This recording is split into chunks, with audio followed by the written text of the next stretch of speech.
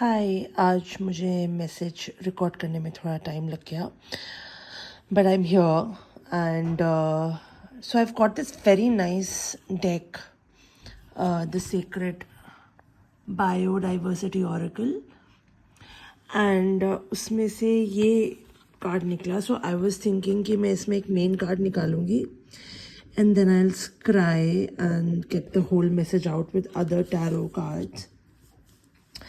So in scrying this, first of all, it's a fish, and it was giving me like a symbol of good luck, and the red color was also looking very auspicious. जब मैं इस image में स्क्राई कर रही थी तो पीछे सब कुछ swirly दिख रहा था, और कुछ चीज़ें थी जो ऐसे देखने में थोड़ी सी नेगेटिव लग रही थी या शैडो मटेरियल लग रहा था. बट वो नेगेटिव नहीं थी. शैडो मटेरियल मतलब वो आप ही का पार्ट होता है जो छुपा होता है, बट वो थोड़ा सा डिस्टॉर्टेड शैडो मटेरियल लग रहा था. ऐसा लग रहा था कि जैसे सब कुछ इंटीग्रेट हो रहा है. मुझे बहुत ज़्यादा सेपरेट, बहुत ही ज़्यादा क्लैरिटी वाले रिकग्नाइजेबल फेसेस और शेप्स नहीं दिख रहे थे. जो भी दिख रहा था वो ऐसा लग रहा था थोड़ा सा मर्ज हो रहा है. जैसे अगर हम लोग कोई पेंटिंग बनाए वैसे हाथ से फिर हिला दे तो जैसे वो स्वर्ल हो जाता है. बट जो चीज़ें मुझे क्लियर दिख रही थी वो सारे बहुत पॉजिटिव सिंबल्स थे. मुझे आउल बहुत जगह दिखा. मुझे एक रैबिट दिखा. रैबिट थोड़ा सा गुस्से में था. उसका क्या मतलब था वो मुझे पता नहीं, but it just feels like कि रैबिट थोड़ा गुस्से में है, कि जैसे कब से रैबिट फॉलो करना है और आप अभी तक रैबिट फॉलो करे नहीं, ऐसा टाइप का गुस्से वाला दिख रहा था. और मुझे लाइक अ वेरी क्यूट वाला गुस्सा ना, not like a very angry गुस्सा. एंड मुझे किंग दिख रहा था. मुझे नोम दिख रहा था. नोम तो मुझे बहुत ज़्यादा दिख रहे हैं, तो मैं उसका अलग से ही मैसेज निकालूंगी. एक नोम बेसिकली थोड़ी सी गार्डन स्पिरिट्स होती हैं, एलिमेंटल अर्थ स्पिरिट्स होती हैं. नोम स्पेसिफिकली अर्थ के अंदर मिट्टी में जो 3D मिट्टी होती है उसमें मिनरल्स और उन सबको मेंटेन करने के उसका रोल होता है इन माइथोलॉजी. तो मुझे इससे थोड़े ऐसे मैसेज आ रहे थे कि मे बी हमें कुछ हमारी बॉडी में ट्रेस मिनरल्स और उन सब का शायद इम्बैलेंस हो सकता है, तो वो बार बार आ रहे थे. तो मैंने तो मतलब थोड़ा सा वो जो होता नहीं है सॉल्ट और वो सब वाले ट्रेस मिनरल्स वाला वो ड्रिंक पी लिया था आज, जिससे मुझे काफ़ी बेटर लगा. उसने मुझे काफ़ी हेल्प करा एक्चुअली. और जब से मैं काफ़ी लंबे समय से मैं ओशियनिक एनिमल्स और ओशियन और डार्क ओशियन रिलेटेड चीज़ें देख रही हूँ. ओशियन मुझे काफ़ी ना वॉइड की फीलिंग दे रहा है. जैसे यूनिवर्स का जो पूरा ब्लैंकनेस होती है ना, कभी कभी अगर हम लोग बिल्कुल डार्क डीप ओशियन को देखें तो वो भी वैसे ही फील होती है, यू नो.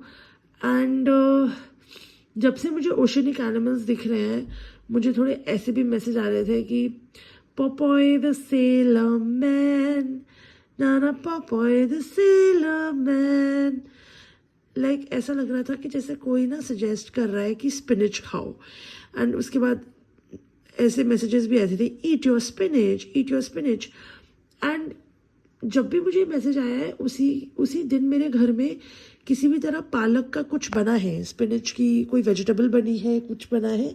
एंड मुझे बड़े टाइम से कुछ ऐसा ना सब्जी खाने का मन नहीं कर रहा था, बट बिकॉज ये मैसेज आया था तो मैंने खा लिया. फिर मुझे ऐसा कुछ रियलाइज़ हो रहा था कि मे बी जब हम बहुत ही ज़्यादा शैडो वर्क करते हैं या हमारी लाइफ में थोड़ा हीलिंग पीरियड चल रहा होता है, जब हम बहुत ज़्यादा इमोशंस में होते हैं या डीप ओशंस में होते हैं, तो maybe there is something in our body जिसमें शायद आयरन की रिक्वायरमेंट होती है.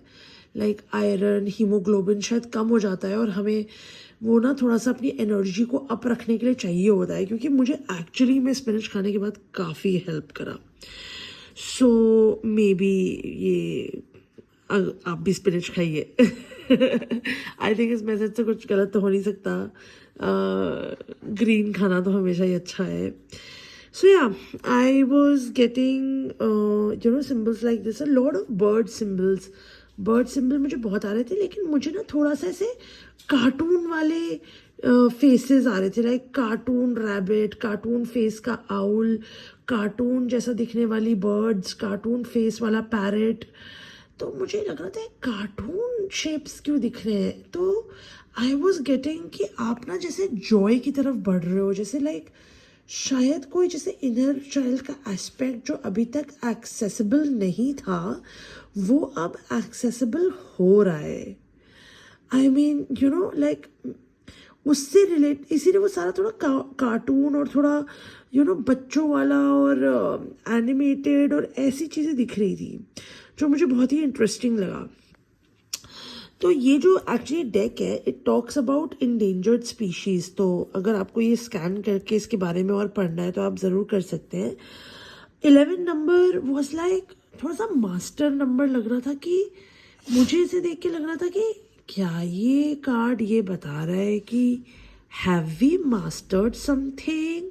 और उसके बाद जब मैं सोल वाले कार्ड्स निकाल रही थी, सोल हीलिंग, तो सक्सेस निकला और उसमें लिखा था I know that there is no greater goal than to love. तो आज का जो मेरा दिन था ना बहुत मज़ेदार बीता, because I spent my day का दिन में मतलब मेरी फ्रेंड्स के साथ एक जॉइंट कॉल हुआ और जिसमें हम सब के सब थे and we were having a lot of fun. हमने इतना मज़ा किया, हम सब अपना अपना कोई इंस्ट्रूमेंट बजा रहे थे और किसी को बजाना आता नहीं है एक्सेप्ट एक दो लोग, लेकिन हम सब बजा रहे थे और इतना ज़्यादा जॉय फील हो रहा था कि उस टाइम पे मुझे लग ही नहीं रहा था कि लाइफ में कोई प्रॉब्लम है. It was so much fun, बहुत मज़ा आ रहा था. तो मुझे ऐसा लगता है कि ये ना दिखा रहा है कि दैट हैप्पीनेस जो अभी तक हम महसूस नहीं कर पा रहे थे, उसे इसलिए नहीं महसूस कर पा रहे थे बिकॉज हम अपने इनर चाइल्ड एलिमेंट में आए नहीं थे. हम ना बहुत ज़्यादा प्रेशर फील कर रहे थे और बहुत ज़्यादा एक्सपेक्टेशन से घिरे हुए थे, काफ़ी ज़्यादा लैक एनर्जी में रह रहे थे, मतलब कि खुशी महसूस ना कर पाने वाली एनर्जी में रह रहे थे. और आई थिंक हमने ना ये सक्सेस कुछ इस तरह से दिखा रहा है कि हमने ना कोई बहुत मेजर लेसन लर्न किया है और इस खुशी को एक्सेप्ट करने के लिए रिसीविंग एनर्जी में आके हमने एक्चुअली बहुत ज़्यादा हेल्प करा है अपने इनर चाइल्ड को. पता नहीं मुझे ऐसी वाइब आ रही है कि मैं जिस भी कलेक्टिव के लिए ये रीड कर रही हूँ वो कलेक्टिव ने ना अपने इनर चाइल्ड के साथ ना पार्टनरशिप करी है और वो बहुत ही ज़्यादा पावरफुल चीज़ है.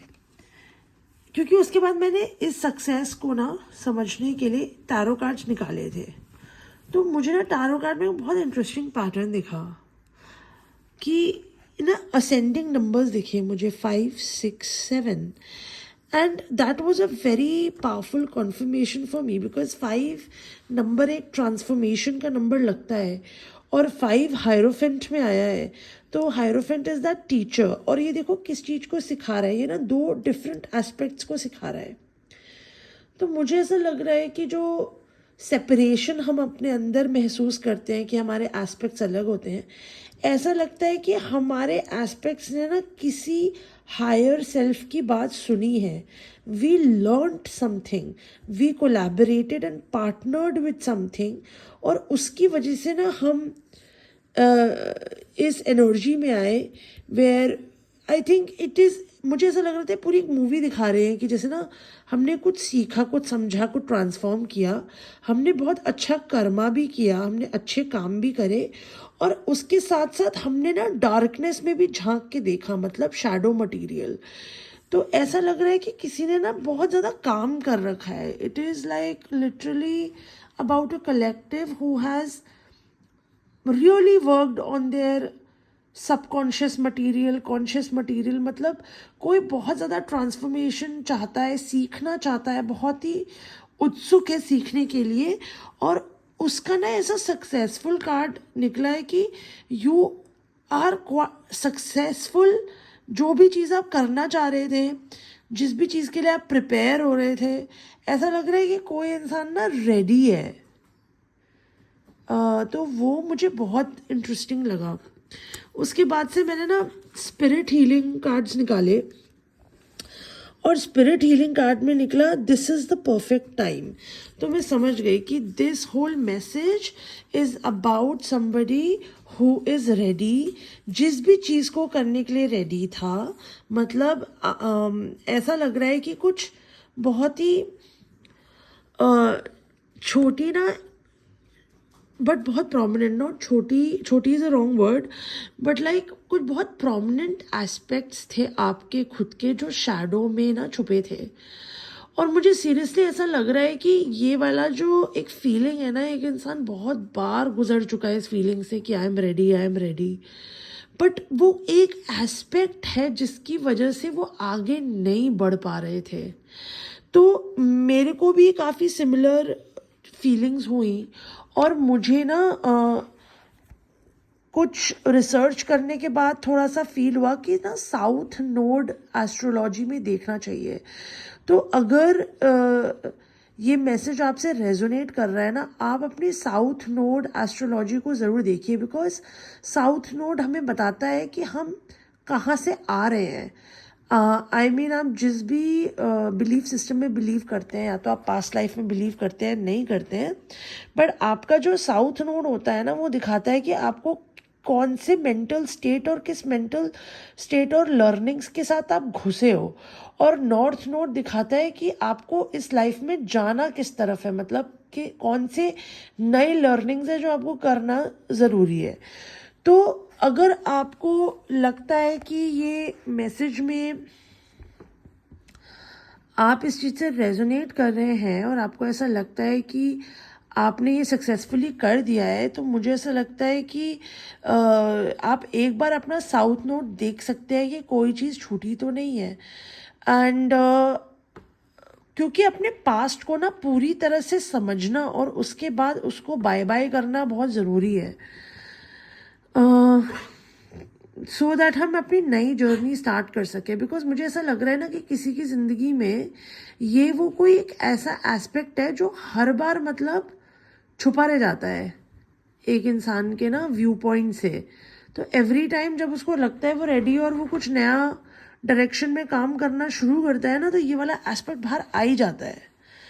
तो इस एस्पेक्ट को इंटीग्रेट करना बहुत ज़रूरी है, और एक्चुअली इससे ना फेस टू फेस आना बहुत ज़रूरी है, पता होना बहुत ज़रूरी है कि ऐसा कोई सीन है। और ऐसा लग रहा है ना कि वो काफ़ी लोगों ने तो कर दिया है, मैं उन लोगों के लिए बता रही थी जिनने वो एस्पेक्ट नहीं देखा है। तो जिनने कर लिया है उनको तो मुझे ऐसा लग रहा है कि आपने ना बहुत सक्सेसफुल थॉट प्रोसेस रखे हैं, आपने काफ़ी अच्छी लर्निंग्स करी है, एंड आपको बताया जा रहा है द टाइम इज़ नाउ। मुझे ऐसा लगता है डिवाइन टाइम आ गया है वाली वाइब है ना। या ये भी मुझे थोड़ा सा थर्ड आई की वाइब दे रहा है, थर्ड आई की वाइब दे रहा है, और you know very focused eyes की वाइब दे रहा है, और रेड कलर तो बहुत ही प्रोमिनेंटली मुझे दिख रहा है हर जगह।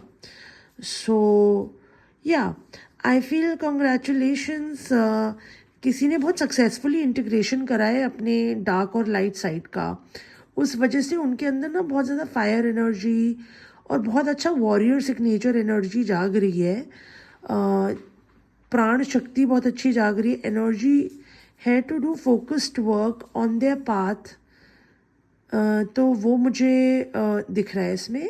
सो अगर आपको ये वीडियो रिलेट करा हो तो प्लीज़ इसे लाइक करिएगा, शेयर करिएगा, और मेरे चैनल को सब्सक्राइब करिएगा, बेल आइकन दबा के नेक्स्ट वीडियो का इंतज़ार करिएगा। And thank you guys, I will see you next time.